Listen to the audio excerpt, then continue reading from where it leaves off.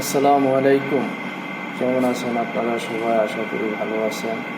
আজকে আপনাদের সম্মুখে একটা বিষয় নিয়ে উপস্থাপন হলাম। বিষয়টা হচ্ছে স্বাস্থ্যসম্মত। আমরা আসলে বিভিন্নভাবে সময় নষ্ট করি,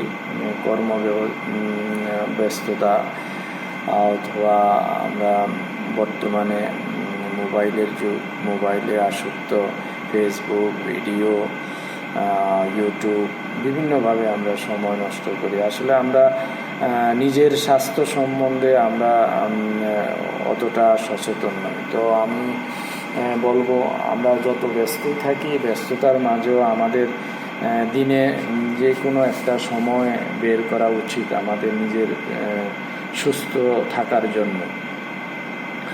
তো সেই সময়টা আপনি দিনের যে কোনো সময় করতে পারেন, তবে সবচেয়ে উত্তম সময় হচ্ছে সকালবেলায়।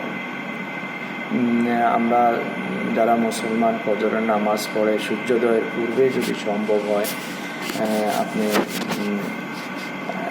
30 থেকে 40 মিনিট হাঁটবেন। আপনি হাঁটাটা যদি চেষ্টা করবেন উন্মুক্ত প্রাকৃতিক দৃশ্য, যেখানে গাছপালা পর্যাপ্ত, ওই সকল এরিয়াতে আপনি চেষ্টা করবেন হাঁটার জন্য 30 থেকে 40 মিনিট।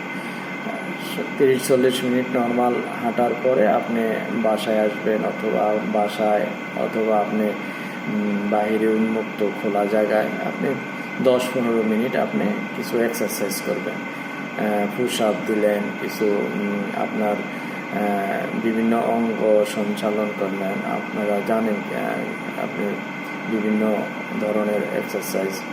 তো এখানে আপনি মূলত আপনার শরীরের থেকে কিছু ঘাম আপনি নির্গত করবেন। কিছু ঘাম নির্গত করার পরে আপনি কিছু সময় রেস্ট নিয়ে আপনি আপনার দৈনন্দিন কাজে আপনি চলে যান।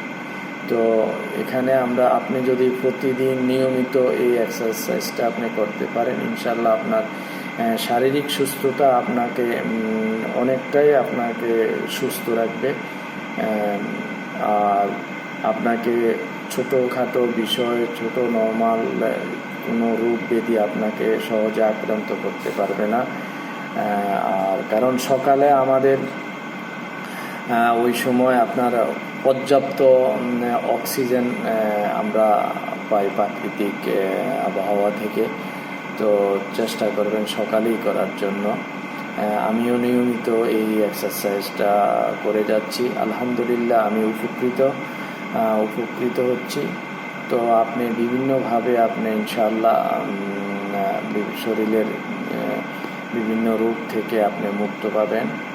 তো আশা করি আপনারা আমার এই যে টিপসটা আপনারা পালন করবেন।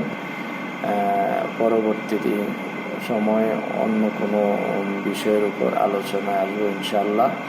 তো দোয়া রাখি, ভালো থাকেন, সুস্থ থাকেন, আমার জন্য দোয়া করবেন, আমিও আপনাদের জন্য দোয়া করি। আল্লাহ হাফেজ। দেখা হবে আরেকদিন অন্য কোনো বিষয়ের উপর আলোচনা করব ইনশাআল্লাহ। আসসালামু আলাইকুম।